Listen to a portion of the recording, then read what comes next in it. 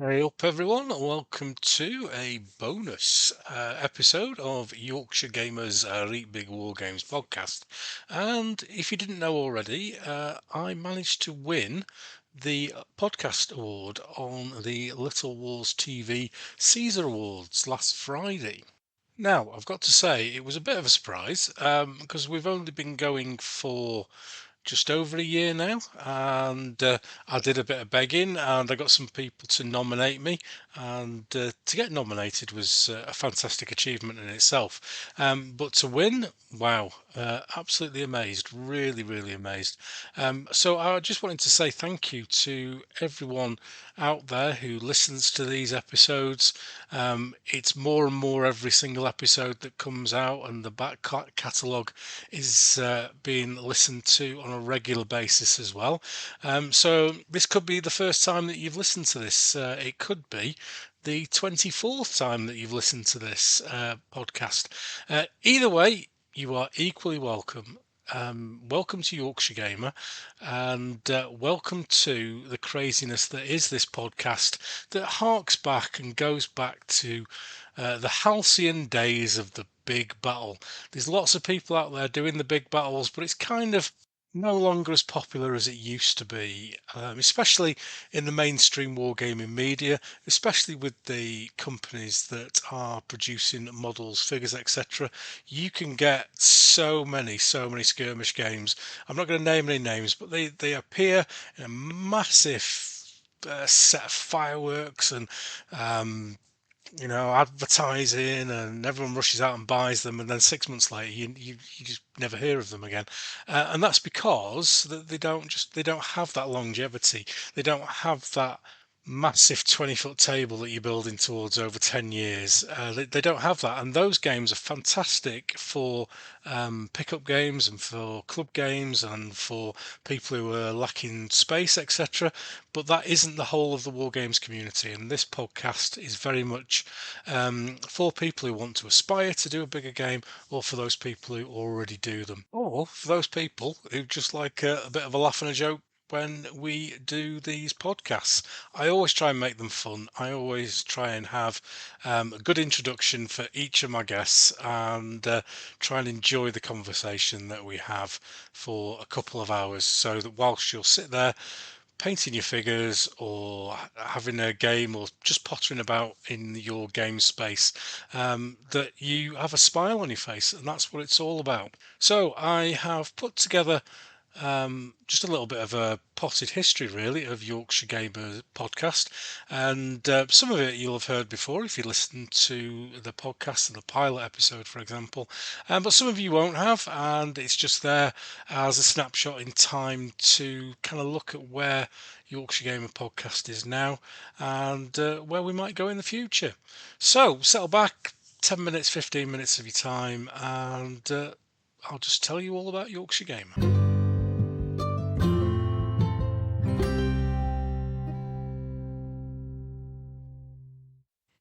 So before we start, I suppose I've got a confession to make.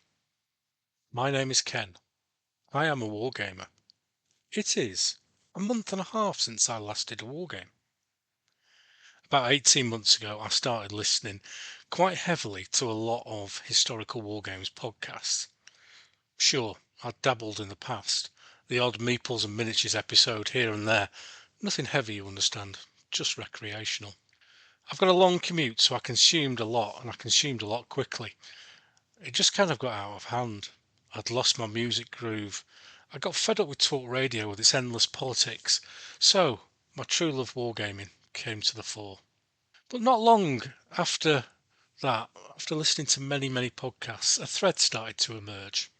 It was all about the skirmish, which is fine if that's your bag. It isn't mine. I heard repeatedly comments on different shows like, you can't do that in 28mm. It's a unit of 12 figures carrying a flag. It's a colour party. A good war game should be no more than 2 hours and fit on a 6x4 table. The Battle of Wagram isn't possible in 28mm. And so on, and so on, and so on. And the relaxing time that I was having listening to these podcasts, about my hobby were being upset every now and again by these comments. It was all about the skirmish, the gangs of Rome, the the gangs of Barnsley, Bolt Action, Frostgrave, all the cool games, I'm sure. It's just not my cup of tea.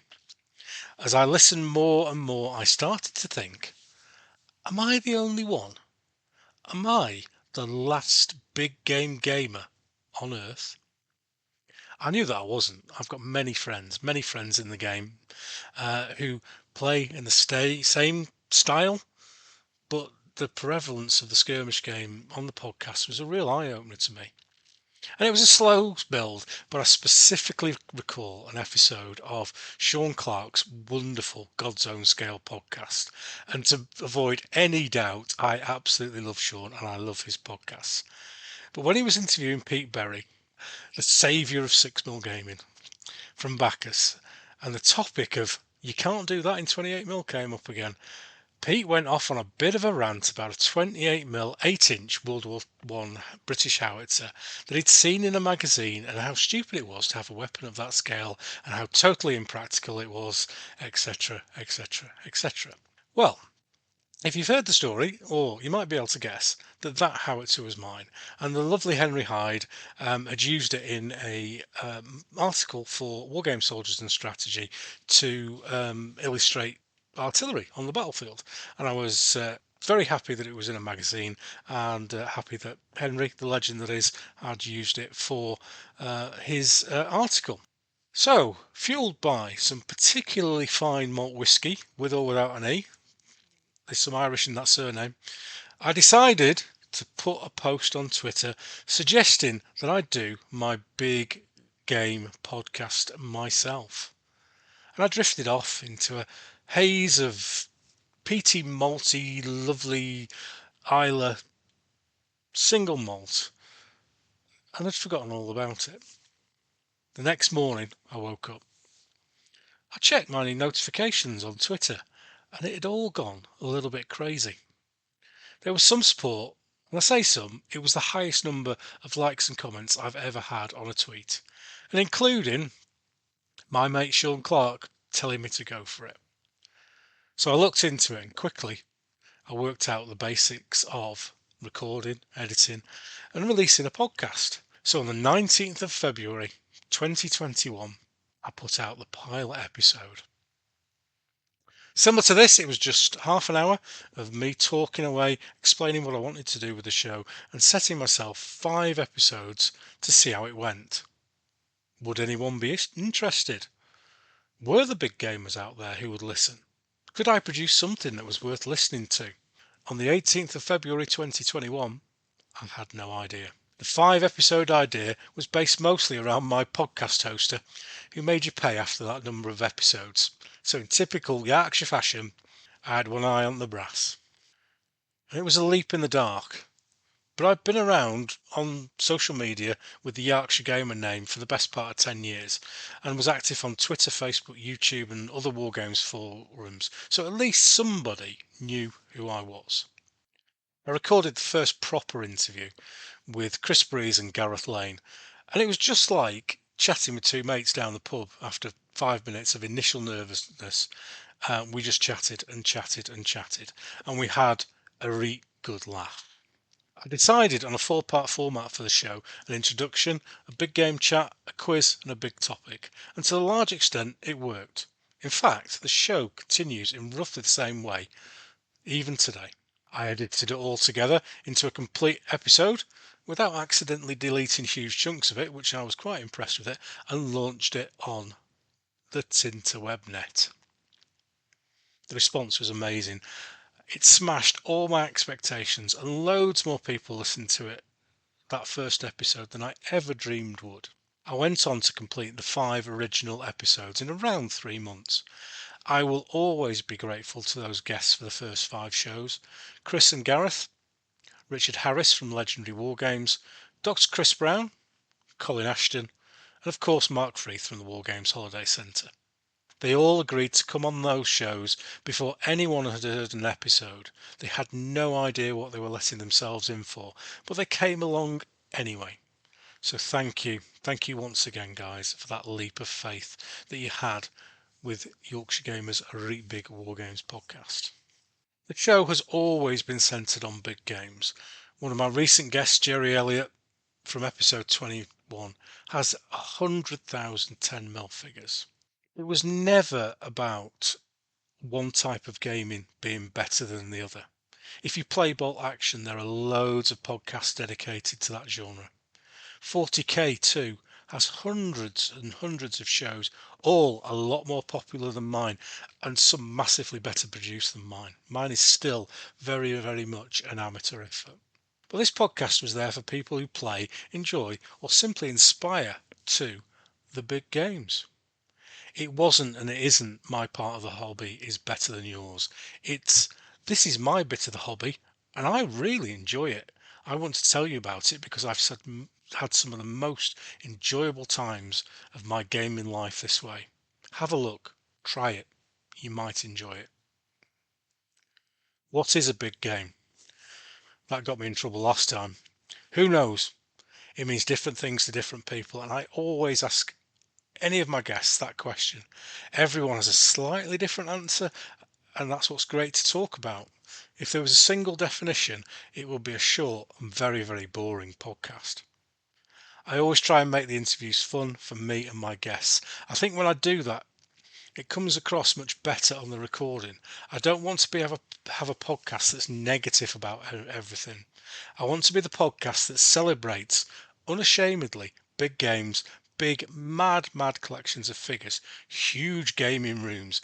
I love stories of people's floors buckling under the weight of their figure collections and people locked in rooms for weeks playing massive games. The story of Simon Hall gave of a couple of commanders locked away in rooms with telephones, and that was their only connection to the table, and occasionally cutting the phone off just for a laugh. Those are the sorts of games that we like to hear about. It's always important to remember that my guests are very often doing their first ever podcast or interview, and some are understandingly nervous. I made a conscious decision right at the beginning not to chase the Wargames glitterati, and thanks very much to Sean Clark for that phrase. There are companies and people out there who get loads and loads of exposure, and they probably would bring in greater numbers of listeners, but I would rather speak to people with a good story. Look at the episode with Robbie Roddis. That is living proof of a good story and a good episode. To keep the podcast fresh, outside of the 4-part format shows, I've decided on two things. The first was to revisit some of my guests who, as time went by, to see what they had gone and how they progressed on projects that we spoke about in their episodes. And we've got a catch-up episode hopefully coming out in a week or so's time. And I get 3 or 4 guests back on, talk to them for 20-30 minutes and have a chat about where they are with what they're doing. The hard work to put together, organising multiple interviews and editing them together, but I think they're well worth it. The second thing was to provide a more hobby-wide outlet. So I approached 2 of my favourite people outside the 28mm big Wargames world to get a different and, can I say, more complete perspective on our hobby. And that's Sean Clark, who I've spoken about before, and good old Alex Storm of Steel Sutherland, who's a good Yorkshire lad. And they're well known for their 6mm and 15mm output respectively, and we come together on a regular basis and we do a show that's called Brews in the Binyard. And I'd love to do that every week because it's brilliant, but I appreciate those guys have got their own commitments. So we at the moment we've got it down as a summer special and a Christmas special. So if you haven't listened to those, then I think it's episodes 15 and 16. Give those a go, and the Christmas episode with Alex, number 19 as well. Very different to the interview episodes, and the title is a homage to The Views from the Veranda, episodes that Henry Hyde and the sadly no longer with us Mike Hobbs would do. But nobody up here, outside Harrogate that is, would know what a veranda was. So I remembered back to the binyards of my student days where we would sit and chat. Views became brews, and the rest, as they say, is history. I'll openly admit I did a bit of begging, and it must have worked because I ended up being nominated for the Little Wars TV Caesar Awards in the podcast category. And with that nomination coming less than a year after I started, it's something I'm very proud of. There are lots and lots of good podcasts out there, some with amazing production, and I listen to most of them. What sets Yorkshire Gamer's Reet Big Wargames podcast apart from those, I don't know. But I'm sure glad that some people do see something in it, and there was enough people who felt that way to get a nomination. So there I was, sat up waiting for the award show, which was at midnight in the UK. I was also leaving for work at 6 a.m, which made it a little bit more exciting. In true old man style, I fell asleep just before the awards began and missed the announcement. I woke up halfway through the show and had to rewind to find the result. In doing so, I missed Sean Clark's introduction to the award ceremony, and I missed the Best Channel award as well. Well done, Martin, seventh son, who's going to be a guest on the show very soon. It was a bit of a surprise to me to win, but I'm so happy to have won the award. Little Wars TV have done a great deal for our hobby, and the professional way that their content is produced has pushed back boundaries of our hobby. The Caesar Awards are a great idea and a lovely way to recognise content providers throughout the world. If this is your first journey onto the podcast, welcome. It's available on all podcast hosts, just search for Yorkshire Gamer. It also appears on the YouTube channel just before the next audio episode appears. So if you enjoy this, please follow me on Podbean, give it a like, give it a subscribe, leave me a comment. I am available on yorkshiregamer@gmail.com email if you want to send me something. And thanks for listening to this different episode, this thank you episode, because it's here for you, just for me to say thank you for listening, thank you for voting for me, and we'll see you down the pub, we'll see you at a show. Come and say hello, come and have a chat. I love chatting to all the people who listen to these episodes. So we'll be back in a week's time for episode 23, the catch-up episode, and until then, Sithee.